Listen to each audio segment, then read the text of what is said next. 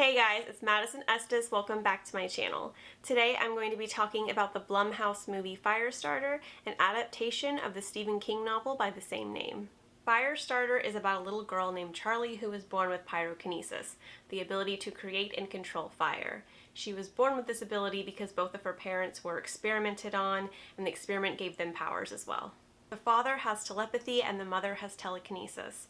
All of them are on the run from an agency that wants to kidnap them and continue doing experiments on them. So I haven't read the novel, and I'm not a huge fan of the original. I went into this movie with no real expectations, and I was pleasantly surprised by how much I actually enjoyed this movie. The first good thing I want to talk about is the acting. Ryan Kiera Armstrong was fantastic in this.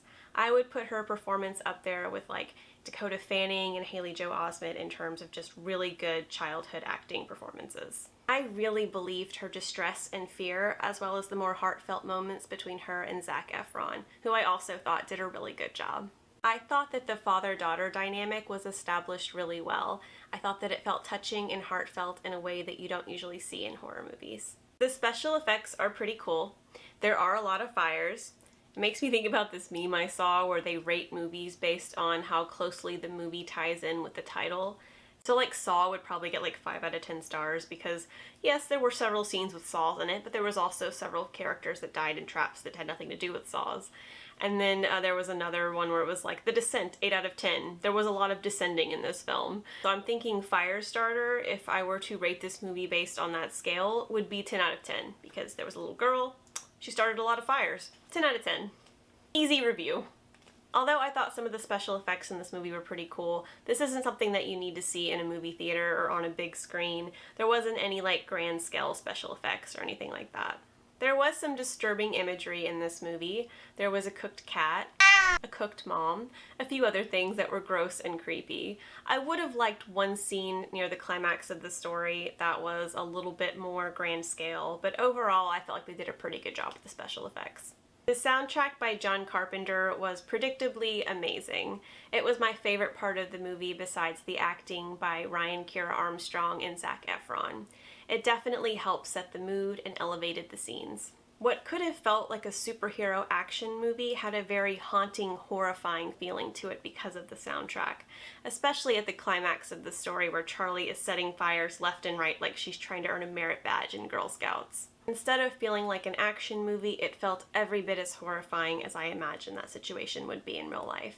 So there was this line in the trailer where she goes, "Liar, liar, pants on fire." That was like my only hesitation going into this film because I was like, oh, this could be really, really cheesy. But I am glad to say that that line was probably the worst part of the entire movie for me, and it does not do justice to the rest of this film. There were some parts of dialogue that were a little bit clunky or a little bit, just not brilliant, but I definitely didn't feel like there was anything that was just over the top cornball like that line. There were a few parts of this movie, especially early on, where it looks like they're about to go on the run again, where I was like, any moment now we're going to hear Charles Xavier's voice and he's going to invite Charlie McPhee to come to his school and learn how to control her powers. It's definitely a storyline that we've seen before because Charlie is basically just Jean Grey in a world without other mutants. Towards the end of the movie, I was like, well, she has no choice now. She has to go find Charles Xavier and join the X-Men. Although I don't think Charlie will be introduced into the X-Men universe anytime soon, I do think it would be really interesting to have a crossover with King's story, The Institute, which has a very similar premise, and maybe bring Danny back from The Shining as well. I could definitely see an adult Charlie and Danny trying to protect a bunch of kids, and I think this would be a really interesting way to sort of expand the Stephen King multiverse. The opening credits were really interesting. I'm the kind of person that usually fast forwards through them if given the chance. I usually don't care at all about opening credits, but these were very stylistic, and it also provided a really good prologue for the movie.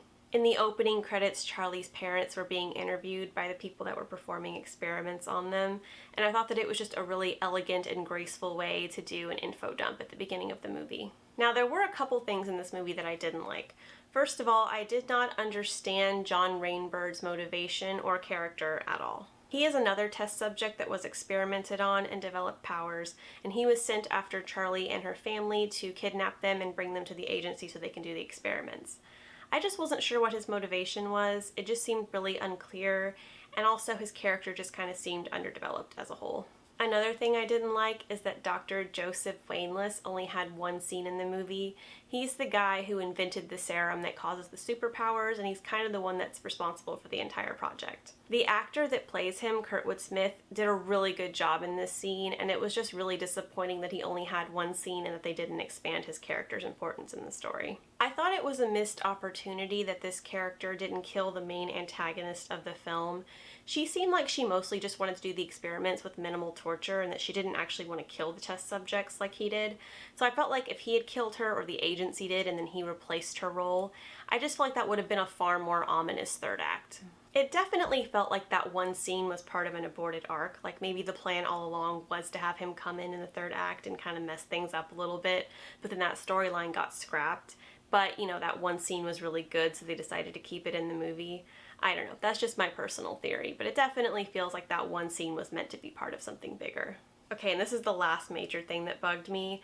There's this scene after Charlie's mom gets badly burned in an accident where they talk about going out for ice cream, and I thought that that was code word for, like, you know, Charlie and her dad needed to get out of there as fast as possible because she was going to slow them down, or like they all needed to get out of there or something. But no, they literally go out and leave her alone and go get ice cream. Who leaves their badly burned wife alone to go get ice cream with your kid?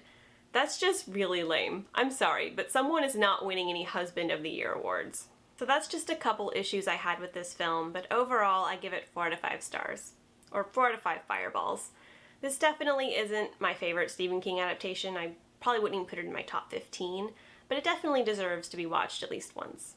I agree with others who say this probably would have worked better as a miniseries, but I still think that it's a really good movie.